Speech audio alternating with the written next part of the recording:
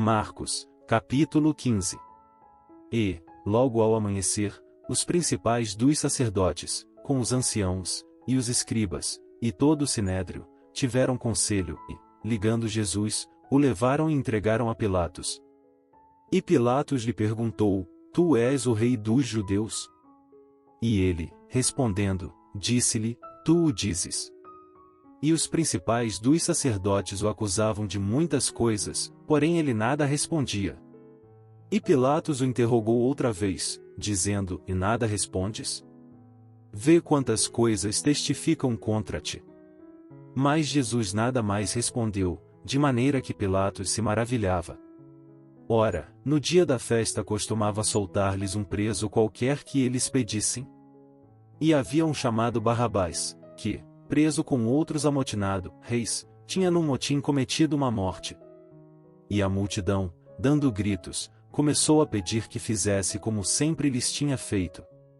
E Pilatos lhes respondeu, dizendo: Quereis que vos solte o rei dos judeus?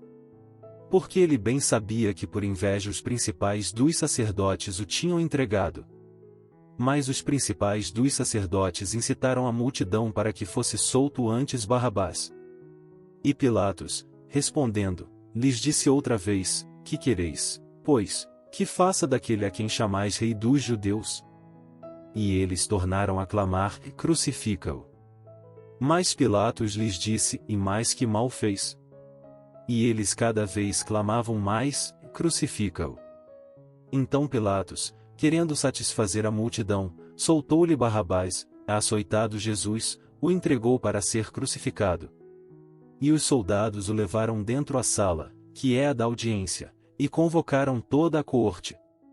E vestiram-no de púrpura, e tecendo uma coroa de espinhos, lhe a puseram na cabeça. E começaram a saudá-lo, dizendo: Salve, Rei dos Judeus!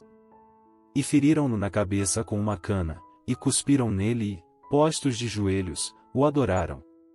E, havendo-o escarnecido, despiram-lhe a púrpura, e o vestiram com as suas próprias vestes, e o levaram para fora a fim de o crucificarem.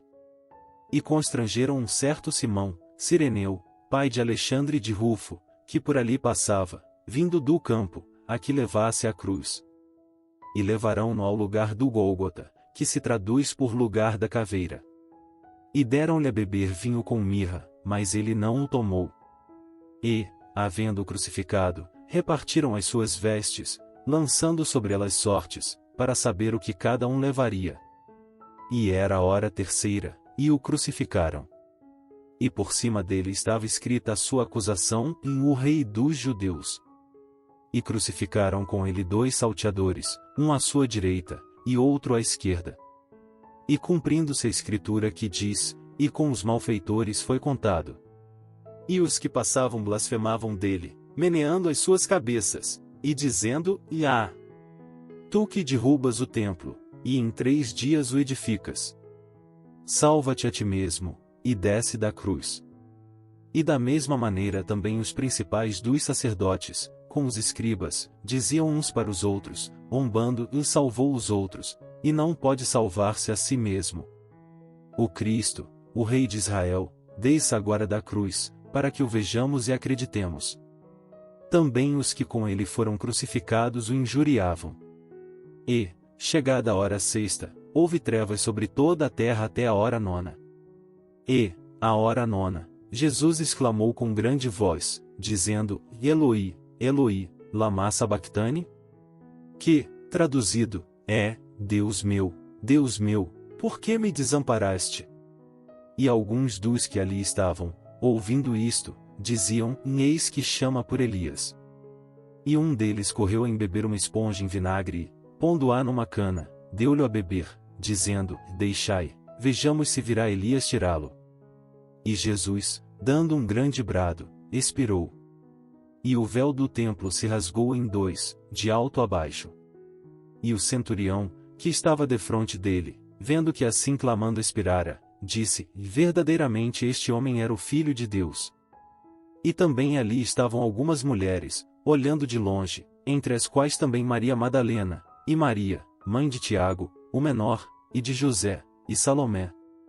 As quais também o seguiam, e o serviam, quando estava na Galiléia, e muitas outras, que tinham subido com ele a Jerusalém. E, chegada a tarde, porquanto era o dia da preparação, isto é, a véspera do sábado, chegou José de Arimateia, senador honrado, que também esperava o reino de Deus, e ousadamente foi a Pilatos, e pediu o corpo de Jesus. E Pilatos se maravilhou de que já estivesse morto. E, chamando o centurião, perguntou-lhe se já havia muito que tinha morrido.